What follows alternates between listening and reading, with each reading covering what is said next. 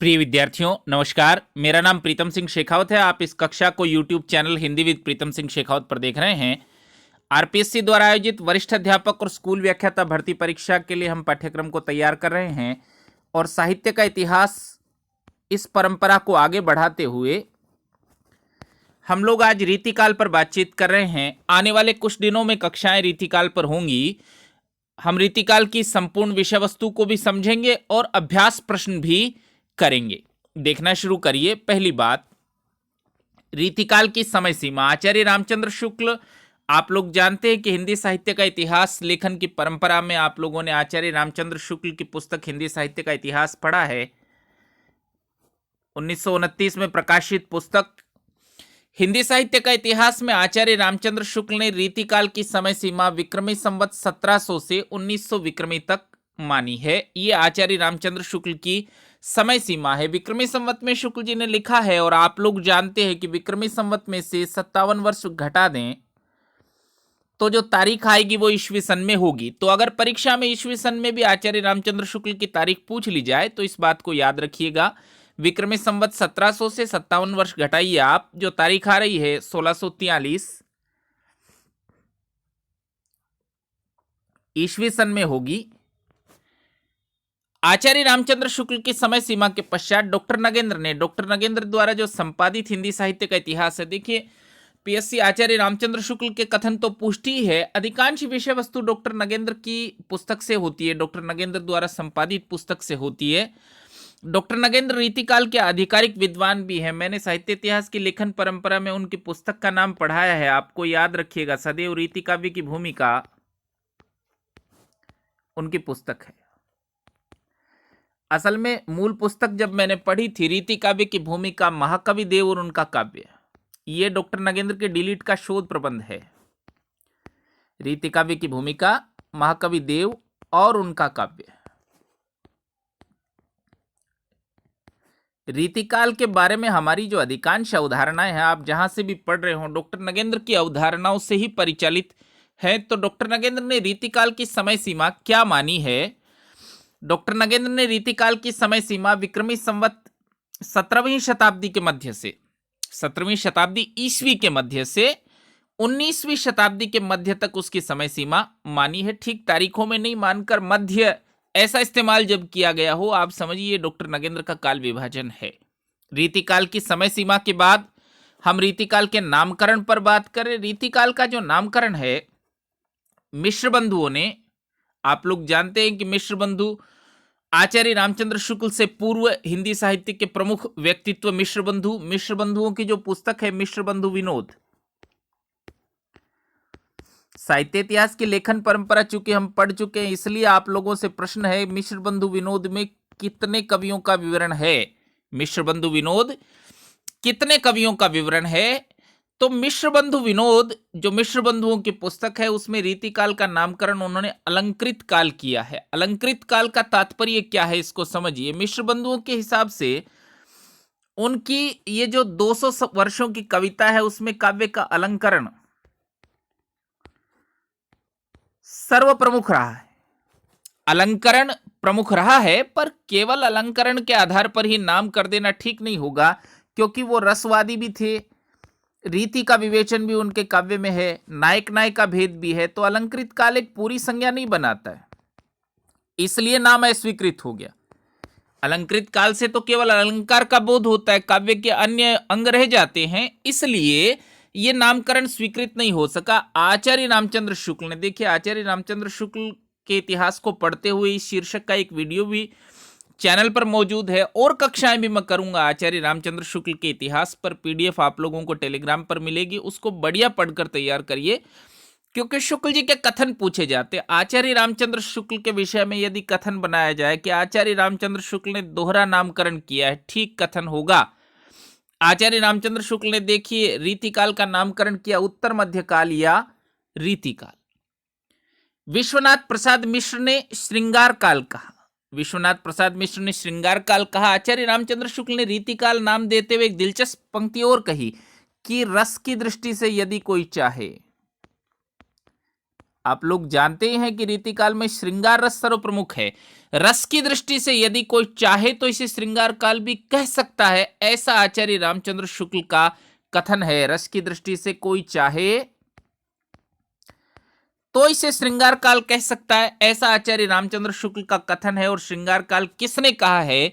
पंडित विश्वनाथ प्रसाद मिश्र ने कहा है। आचार्य रमाशंकर शुक्ल रसाल, उन्होंने इस काल को कला काल का नाम दिया है कि कलात्मकता बहुत है इस काल में, लेकिन कला काल अपने आप में कोई पूरी संज्ञा नहीं बनाता। इसलिए आप लोग जानते हैं कि जो स्वीकृत नाम है वो क्या है? आचार्य रामचंद्र शुक्ल द्वारा दिया गया काल नाम रीतिकाल स्वीकृत नाम है, यही प्रचलन में है। अगला प्रश्न हमारे लिए यह है कि रीतिकाल में रीति का अर्थ क्या है? रीति भारतीय काव्य शास्त्र में एक संप्रदाय भी है। रीति भारतीय काव्य शास्त्र में एक संप्रदाय है, लेकिन रीति संप्रदाय की रीति यहां अभिप्रेत नहीं है। रीति काल में रीति का अर्थ है काव्य रचना की पद्धति या शैली। वो सब एक ही पद्धति से कविता करते चले गए, इसलिए इस काल को रीति काल कहा जाता है। मेरे कथन को दोबारा सुनिए, दोहराकर बोल रहा हूं। रीति काल को रीति काल क्यों कहा जाता है? क्योंकि उन्होंने काव्य रचना की रीति का अनुसरण किया। एक ही प्रकार की कविता, यानी नायक नायिका भेद आप देखेंगे तो देव और बिहारी में कोई अंतर नहीं दिखेगा आपको। एक जैसे नायक नायिका है, कोई विविधता नहीं। एक जैसी प्रकृति है, कोई विविधता नहीं। प्राय एक जैसा स्वरूप है, प्राय सभी ने मुक्तक काव्य लिखे हैं। आपने कविता लिखा हो या दोहा लिखा तो मुक्तक काव्य है। तो काव्य रचना की एक पद्धति या शैली विकसित हो गई, इसको हम रीति कहते हैं। देखिए, रीति काल के अधिकांश कवि एक बंधी बंधाई पद्धति पर, इन शब्दों पर गौर करिएगा, एक बंधी बंधाई पद्धति पर काव्य रचना करते रहे। एक ही तरीके की कविता पूरे 200 वर्षों तक हिंदी कविता में होती रही। इसके अलावा रीतिकाल में लक्षण ग्रंथ या रीति ग्रंथ या काव्यांग निरूपक ग्रंथों की भी रचना हुई। तो प्रिय विद्यार्थियों, ये एक ही प्रकार के ग्रंथों के 3 नाम हैं। नए विद्यार्थी जब पढ़ना शुरू होते हैं तो कहीं लक्षण ग्रंथ लिखा होता है, कहीं रीति ग्रंथ लिखा होता है, कहीं काव्यांग विवेचक ग्रंथ लिखा होगा, कहीं काव्यांग निरूपक ग्रंथ लिखा होगा। ये एक ही चीज के नाम है। तो रीतिकाल में 2 बातें, पहले एक बंधी बंधाई पद्धति पर काव्य रचना, और दूसरी बात उन्होंने लक्षण ग्रंथ या रीति ग्रंथ भी लिखे। हमारे लिए जानना आवश्यक है कि लक्षण ग्रंथ या रीति ग्रंथ क्या होता है। तो देखना शुरू करिए। लक्षण ग्रंथ या रीति ग्रंथ उन ग्रंथों को कहा जाता है जिनमें अलंकार, रस, छंद, नायक नायिका भेद का विवेचन किया जाता है। तो अलंकार क्या होता है? अलंकार कौन कौन से अलंकारों के क्या लक्षण हैं? रस क्या होता है? छंद क्या होता है? नायक नायिका भेद क्या होता है? इन पर लिखे गए ग्रंथों को हम लक्षण ग्रंथ या रीति ग्रंथ कहते हैं। अब देखिए, लक्षण ग्रंथों का निर्माण रीतिकाल की प्रमुख प्रवृत्ति है। सभी कवियों की इच्छा थी कि वो कवि तो हैं ही, आचार्य के रूप में भी जाने जाएं, वो ग्रंथों का निर्माण करें। केवल कविता नहीं, कविता को निर्देशित करने वाले ग्रंथ, लक्षण ग्रंथ भी लिखें। ये रीतिकाल की एक प्रमुख प्रवृत्ति है। और सबसे महत्वपूर्ण बात, रीतिकाल के लक्षण ग्रंथ संस्कृत आचार्यों के रचनाओं के अनुकरण पर बनाए गए हैं। उन्होंने कॉपी किया संस्कृत आचार्यों का। आप लोग जानते हैं कि रीतिकाल की भाषा है ब्रज भाषा। तो ब्रज भाषा में उन्होंने संस्कृत के ग्रंथों को कॉपी करने का प्रयास किया, अनुकरण करने का प्रयास किया, और उनमें मौलिकता का अभाव है। उनके खुद के विचार काव्य के बारे में क्या है, अलंकार के बारे में क्या है, ऐसा उसमें हमको पता नहीं चलता। उन्होंने कोई ग्रंथ उठाया और उसको ब्रज भाषा में अनुदित एक तरह से करना शुरू किया। तो देखिए, हाँ, एक सूचना आप लोगों के लिए कि जितनी भी कक्षाएं मैं करता हूं वो सब टेलीग्राम चैनल, यही टेलीग्राम चैनल का भी नाम है हिंदी विद प्रीतम सिंह। इन पर इनकी पीडीएफ उपलब्ध है, निःशुल्क उपलब्ध है। पीडीएफ को प्रिंट निकालिए, लिखिए, पर कोई कट मत लगाइए, बार बार पढ़कर याद करिए, इसको देखना शुरू करिए। मैं केवल वही बातें आप लोगों को बता रहा हूं जिनका जानना अत्यावश्यक है। और अब तो परीक्षा का समय भी कम है, इसलिए बहुत विस्तृत नहीं, पर वो बता रहा हूं जो परीक्षा में आने वाली हैं। तो देखना शुरू करिए। रीतिकाल इसके आरंभिक रचनाएं और अंतिम रचनाएं, तथ्यात्मक प्रश्न इन पर पूछे जा सकते हैं। रीतिकाल का आरंभ चिंतामणि कृत रसविलास, तो अपने आप में महत्वपूर्ण। देखिए परीक्षा में जब रसविलास पूछा जाए, विद्यार्थी सोचते हैं कि हमें कैसे पता चलेगा कि रसविलास याद करना था। रसविलास याद करना था क्योंकि चिंतामणि की रचना है। चिंतामणि रीतिकाल के प्रवर्तक आचार्य हैं। रीतिकाल की आरंभिक रचनाओं में से एक है रसविलास। और मतिराम कृत रसराज, ये दोनों ग्रंथ बहुत महत्वपूर्ण है। मतिराम कृत रसराज, प्रसंगवश मुझे याद आ गया है इसलिए आपको सूचना दे रहा हूं, मतिराम का रसराज किसी को समर्पित नहीं है। रीतिकाल के जो अधिकांश ग्रंथ हैं वो आश्रयदाताओं के दरबार में लिखे गए हैं, इसलिए प्राय आश्रयदाताओं को ही संबोधित करते हुए लिखे जाते हैं। पर मतिराम का जो रसराज है वो किसी को समर्पित नहीं है, ये उसकी विशेष बात है। तो रीतिकाल की दो आरंभिक रचनाएं, चिंतामणि का रसविलास और मतिराम का रसराज। रीतिकाल की अंतिम रचना ग्वाल कवि की रचना रसरंग है। तो इस तरह ग्वाल कवि रीतिकाल के अंतिम कवि हैं। ग्वाल कवि रीतिकाल के अंतिम कवि हैं, उनकी रचना का नाम है रसरंग। ये भी आपके लिए जानने जैसा है। ग्वाल कवि रीतिकाल के अंतिम कवि हैं, लेकिन रीतिकाल के अंतिम प्रसिद्ध कवि यदि पूछ ले आपको तो पद्माकर हैं। पद्माकर जैसी प्रसिद्धि बाद में किसी रीति कवि को नहीं मिली। पद्माकर ठीक वहां मौजूद हैं जहां अंग्रेज बहुत ताकतवर होते जा रहे हैं, जहां की मुगलों का सिक्का बहुत तेजी से डूब रहा है, जहां क्षेत्रीय रजवाड़े अंग्रेजों की ओर आकर्षित हो रहे हैं, तो पद्माकर रीतिकाल के अंतिम प्रसिद्ध कवि हैं। अब देखिए अगला प्रश्न, रीतिकाल के प्रवर्तक आचार्य कौन हैं? पहली बात जानने जैसी यह है कि आचार्य होते कौन हैं। आचार्य वे जो ग्रंथ लिखकर साहित्य को दिशा दिखाएं। तो रीतिकाल के कवियों ने ग्रंथ तो लिखे, ये अलग बात है कि संस्कृत आचार्यों के अनुकरण पर लिखे, मौलिक नहीं लिखे। संस्कृत के ग्रंथ लिए, ब्रज भाषा में उनको कॉपी किया, पर रीतिकाल की ये परंपरा, लक्षण ग्रंथ लिखने की ये परंपरा किसके साथ आगे बढ़ी, उन्हें प्रवर्तक कहना चाहिए। देखिए कालक्रम के अनुसार केशवदास पहले, केशवदास को हम पहले पढ़ चुके भाई राम भक्ति काव्य परंपरा में, इसलिए रीतिकाल में केशवदास पर मैं अधिक बात नहीं करूंगा। राम भक्ति काव्य परंपरा की कक्षा मौजूद है, आप उसको देखिए। पीडीएफ आपके टेलीग्राम चैनल पर मौजूद है आचार्य केशव के बारे में। तो देखिए कालक्रमानुसार आचार्य केशव पहले हैं और आचार्य चिंतामणि बाद में है। कालक्रम से केशव पहले और चिंतामणि बाद में हुए। आचार्य रामचंद्र शुक्ल ने रीतिकाल के प्रवर्तक, रीतिकाल के प्रवर्तन का श्रेय आचार्य चिंतामणि को दिया। चिंतामणि यद्यपि बाद में हुए, फिर भी आचार्य शुक्ल ने चिंतामणि को उनका प्रवर्तक माना। तो कारण क्या है मानने का? और शुक्ल जी का तो हर कथन महत्वपूर्ण है, उनका तो हर शब्द महत्वपूर्ण है, इसलिए जो शुक्ल जी का कथन है वो मैंने लिखा है, इसको ठीक से याद करिए, समझिए। आचार्य रामचंद्र शुक्ल ने क्यों नहीं माना केशव को प्रवर्तक? उन्होंने लिखा केशव के उपरांत तत्काल रीति ग्रंथों की परंपरा नहीं चली। केशव की जो रचना है कवि प्रिया के 50 वर्ष पश्चात उसकी अखंड परंपरा का आरंभ हुआ। केशवदास ने रीति ग्रंथ तो लिखा, कवि प्रिया। तो अगर पूछा जाए आप लोगों को कि पहला रीति ग्रंथ किसने लिखा या काव्य में रीति का समावेश किसने किया, तो ठीक उत्तर होगा आचार्य केशव। आचार्य रामचंद्र शुक्ल का ऐसा कथन भी है कि काव्य में रीति का सम्यक समावेश सबसे पहले केशव ने किया, लेकिन केशव को रीति परंपरा का प्रवर्तक नहीं माना जा सकता। कारण क्या कि कवि प्रिया के 50 वर्ष बाद तक उस तरह की कोई रचना नहीं लिखी गई।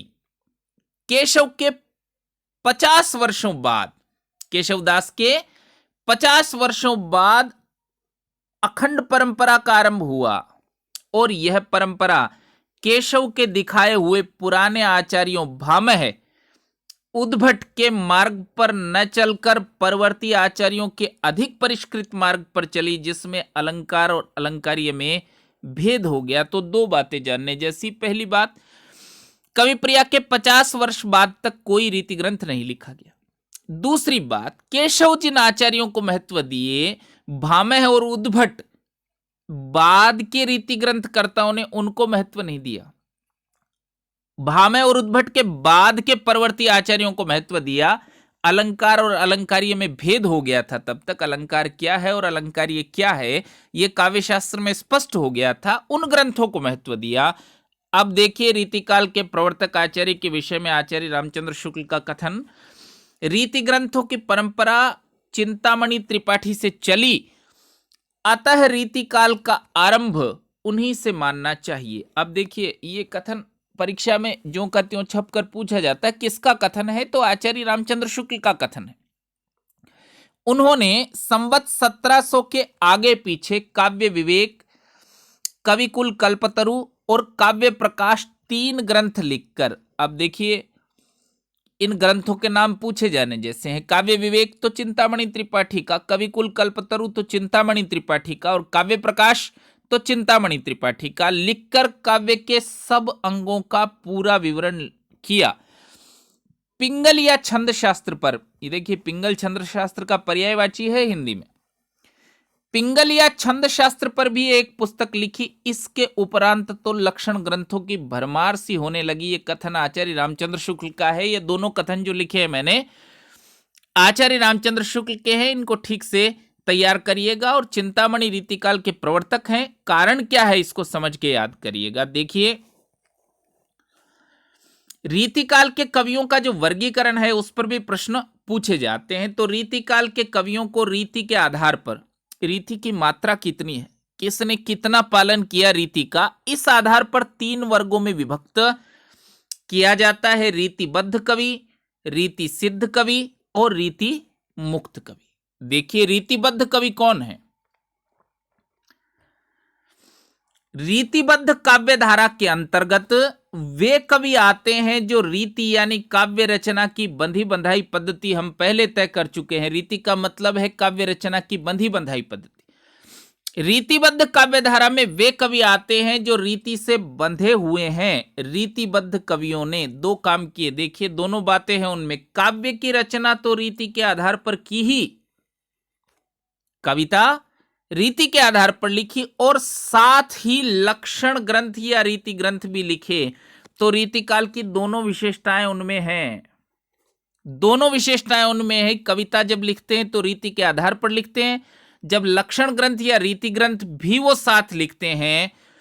कहा जा सकता है कि रीतिकाल की रीतिबद्ध काव्य धारा के कवियों में कवि होने के साथ साथ आचार्य बनने की प्रवृत्ति भी विद्यमान थी। कवि तो वो थे ही, निश्चित रूप से सिद्धहस्त कवि थे वो, और कवि होने के साथ साथ आचार्य भी होना चाहते थे। इन कवियों को रीतिबद्ध कवि कहा जाता है। उन्होंने रीति ग्रंथ या लक्षण ग्रंथ भी लिखे, बहुत महत्वपूर्ण बात है।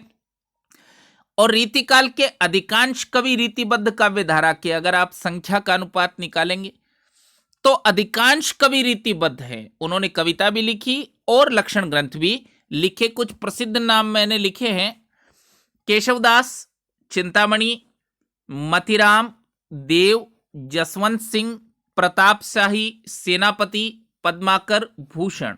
आप जिन प्रसिद्ध कवियों को जानते हैं उनका अधिकांश हिस्सा रीतिबद्ध है। अब देखिए रीति सिद्ध कवि। रीति सिद्ध कवि वे कवि हैं जिन्होंने काव्य की रचना तो रीति के आधार पर की, परंतु किसी लक्षण ग्रंथ या रीति ग्रंथ की रचना नहीं की। अब देखिए कोई लक्षण ग्रंथ तो उन्होंने नहीं लिखा, लेकिन उनकी कविता का आधार रीति है। वो काव्य शास्त्र के उसी रास्ते से लिखते हैं कविता जिस रास्ते से अन्य लोग लिखते हैं। इस वर्ग के प्रतिनिधि कवि बिहारी हैं, और आप लोग जानते हैं कि बिहारी की सतसई पाठ्यक्रम में चल रही है। 25 दोहे स्कूल व्याख्याता के पाठ्यक्रम में चल रहे हैं, उन पर कक्षा कर दी है मैंने। आप उस कक्षा को देखिए, अर्थ देखिए, कोई पेचीदगी हो, कुछ बात समझ ना आए तो मुझसे प्रश्न पूछिए। बिहारी हैं और बिहारी की एकमात्र रचना सतसई है। आगे हम ये भी जानेंगे, बिहारी सतसई तो बहुत प्रसिद्ध है। अब हम रीतिकाल ही पढ़ रहे हैं तो किन किन कवियों ने सतसई लिखी है, किन किन कवियों ने सतसई लिखी है, इस पर प्रश्न बनता है। अब देखिए रीति मुक्त कवि। रीतिकाल के वे कवि रीति मुक्त हैं जो रीति के बंधन से पूर्णतः मुक्त हैं। वो रीति के आधार पर नहीं लिखते कविता, रीति के आधार पर नहीं लिखते। किसके आधार पर लिखते हैं? हृदय की अनुभूतियों के आधार पर। अपने मन की सुनते, वो धारा के साथ नहीं बहते। धारा तो है रीति की, लेकिन वो धारा से अलग जाने वाले लेखक हैं। राजस्थानी में एक बहुत प्रसिद्ध दोहा है कि लीक लीक गाड़ी चले, लीक ही चले कपूत, और लीक छोड़ तीनों चले, शायर सिंह सपूत। वो जो लीक छोड़कर चलने वाले लोग हैं, रीति के बंधन से जो बाहर निकल गए लोग हैं, उनको हम रीति मुक्त कवि कहते हैं। रीति मुक्त कवियों ने न तो रीति ग्रंथ लिखे, रीति ग्रंथ भी नहीं लिखे, और न ही रीति के आधार पर काव्य की रचना की। घनानंद, आलम, बोधा और ठाकुर, ये चार लोग ही प्रसिद्ध लोग हैं। दोनों ही काम नहीं किए उन्होंने, न तो रीति के आधार पर कविता की, न रीति ग्रंथों की रचना की, तो वो रीति मुक्त कवि हैं। ठीक है, अब देखिए, रीति मुक्त कवि ठाकुर ने बंधी बंधाई पद्धति या रीति के आधार पर कविता करने वालों पर व्यंग्य किया है। ये कविता आपने पढ़ी होगी, ठाकुर की कविता है। और क्यों की है ठाकुर ने, ये मैं समझा दे रहा हूं। ठाकुर तो रीति मुक्त कवि हैं, घनानंद, आलम, बोधा और ठाकुर चारों रीति मुक्त कवि हैं। तो ठाकुर ने क्या कहा है कि तुम कैसी कविता कर रहे हो यार, ऐसी कविता 200 साल से लगातार सब लोग अलग अलग, क्या कविता है ये। उन्होंने लिखा कि 150 बनाए आए मेलत सभा के बीच, तुमने तो एक गट्ठर जैसा बना दिया है, पत्थर सा बना दिया है उसको, उसमें जरा लचीलापन, जरा सृजनात्मकता नहीं। 150 बनाए आए मेलत सभा के बीच तुमने तो कविता का गट्ठर जैसा, पत्थर जैसा बनाकर सभा के बीच रख दिया, और लोगन कवित की वो खेलो करी जानो है, तुमने तो कविता को खेल बना दिया। तो ये पंक्ति पूछे जाने जैसी पंक्ति है। पूछे जाने जैसी पंक्ति है। किसकी पंक्ति है? ठाकुर की पंक्ति है। कर क्या रहे हैं? वो रीतिबद्ध कवियों पर व्यंग्य कर रहे हैं। आप देखिए, रीति कवियों के वर्ग, वो जो रीतिबद्ध लोग हैं, वो कितने प्रकार के हैं। आचार्य रामचंद्र शुक्ल का इतिहास जिन लोगों ने भी पढ़ा है, आचार्य रामचंद्र शुक्ल ने लिखा है कि जो रीतिबद्ध है उनके और विभाजन करने का मुझे कोई आधार नहीं मिला है। वो जो रीतिबद्ध लोग हैं, रीति के आधार पर कविता करते हैं, लक्षण ग्रंथ भी लिखते हैं, लेकिन इसके आगे के विभाजन का मुझे आधार नहीं मिला है। लेकिन डॉक्टर नगेंद्र को वो आधार मिला है। डॉक्टर नगेंद्र द्वारा संपादित हिंदी साहित्य का जो इतिहास है, उसमें उन्होंने विभाजन किया है। और प्रश्न पूछा जाता है, ये जो बिंदु अब पढ़ा रहा हूं, इस साल पीएससी ने जो असिस्टेंट प्रोफेसर की परीक्षा की है, उसमें इसी हिस्से पर प्रश्न आया है। प्रश्न मैं आप लोगों को कभी बाद में बताऊंगा, आज बताना भी नहीं चाह रहा हूं। नहीं तो आप क्या करते, जो प्रश्न आपको बता दिया बस उसी के पीछे लग जाते, बाकी चीजें छोड़ देते। मैं कह रहा हूं रीति कवियों के वर्ग ठीक से याद करना है, ठीक से याद करना और समझना है। ये नाम है, इनको याद करिए बढ़िया से। तो एक प्रश्न बनता है, एक संभावना है कि असिस्टेंट प्रोफेसर में पूछ सकते हैं, तो स्कूल व्याख्याता वरिष्ठ अध्यापक में भी वो ये प्रश्न पूछेंगे। देखिए, रीति निरूपण के आधार पर रीतिबद्ध कवियों के मुख्यतः दो वर्ग हैं। सर्वांग निरूपक, यानी सभी अंगों का निरूपण किया, रस, छंद, अलंकार, नायक नायिका भेद सबका निरूपण किया, इसको कहते हैं सर्वांग निरूपक आचार्य। और विशिष्टांग निरूपक आचार्य, जिन्होंने किसी एक अंग का वर्णन किया, रस का किया या अलंकार का किया या छंद का किया। समझ रहे? सर्वांग निरूपक सभी काव्यांगों का विवेचन किया। देखिए, लिखा भी है मैंने कि सर्वांग निरूपक आचार्य वे हैं जिन्होंने रस, छंद, अलंकार, काव्य गुण, दोष इत्यादि सभी काव्यांगों का विवेचन किया, सभी का विवेचन किया। उनके उदाहरण देखिए, चिंतामणि, कुलपति, सुरति मिश्र, श्रीपति, देव, दास और जनराज। इन नामों को याद करिए, बार बार पढ़कर याद करिए, क्योंकि वो प्रश्न पूछेंगे निम्नलिखित में से कौन सर्वांग निरूपक आचार्य है या कौन सर्वांग निरूपक आचार्य नहीं है। अगले देखिए, विशिष्टांग निरूपक आचार्य, जिन्होंने विशेष अंगों का वर्णन किया, जिन्होंने रस, छंद, अलंकार इत्यादि में से किसी एक अंग का वर्णन किया, उनको कहते हैं विशिष्टांग निरूपक। विशिष्टांग निरूपक के भी डॉक्टर नगेंद्र ने उपभेद किए हैं। एक जो समस्त रसों का वर्णन करता है, तोष, याकूब खां, राम सिंह, सेवादास, बेनी प्रवीण और पद्माकर सर्व रसों का निरूपण किया है।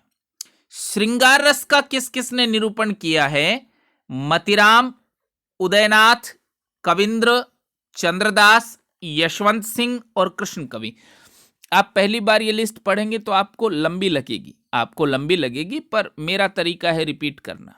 अगर आप चीजों को बार बार पढ़ेंगे तो वो याद होंगी, तैयार होंगी, कंफर्म होंगी। और हम एक नेगेटिव मार्किंग का पेपर दे रहे हैं भैया, सब चीजें कंफर्म होनी चाहिए वहां। नायिका भेद के निरूपक आचार्य कालिदास, यशोदानंदन और गिरधर दास। ये है नायिका भेद के निरूपक आचार्य। अलंकार निरूपक आचार्य, देखिए ये जो ऊपर के तीन हैं ये तो सभी रस से संबंधित है। श्रृंगार या सभी रस या श्रृंगार के आलंबन नायक नायिका, ये तो श्रृंगार से संबंधित है। अलंकार निरूपक को विशेष तैयार करिएगा। देखिए मतीराम, अच्छा अलंकार निरूपक पर तो हम जब पुस्तकों की सूची पढ़ेंगे तभी भी मैं बढ़िया से बात करूंगा, बार बार आपको याद कराऊंगा कि अलंकार निरूपक आचार्य वो ये पूछते हैं कि कौन सा ग्रंथ अलंकार ग्रंथ है, किसमें अलंकार का वर्णन है। तो मतीराम, भूषण, गोप, दलपति राय, रघुनाथ, गोविंद, दुलह, बैरिसाल, सेवादास और पद्माकर अलंकार निरूपक है। देखिए एक बात मैं आपको शुरू में स्पष्ट कर दूं कि पद्माकर, आप तो एक तरफ देखेंगे कि ये पद्माकर अलंकार निरूपक है, दूसरी तरफ आप देखेंगे कि रस निरूपक है। तो पद्माकर ने रस ग्रंथ भी लिखा है और अलंकार ग्रंथ भी लिखा है, ऐसा हो सकता है। ठीक है, आपको कंफ्यूज होने की जरूरत नहीं है कि दोनों में से कौन ठीक है, दोनों ठीक हैं। छंदो निरूपक आचार्य जिन्होंने छंद का लिखा है, जैसे मतीराम, देखिए मतीराम अलंकार निरूपक में भी है, छंद निरूपक में भी।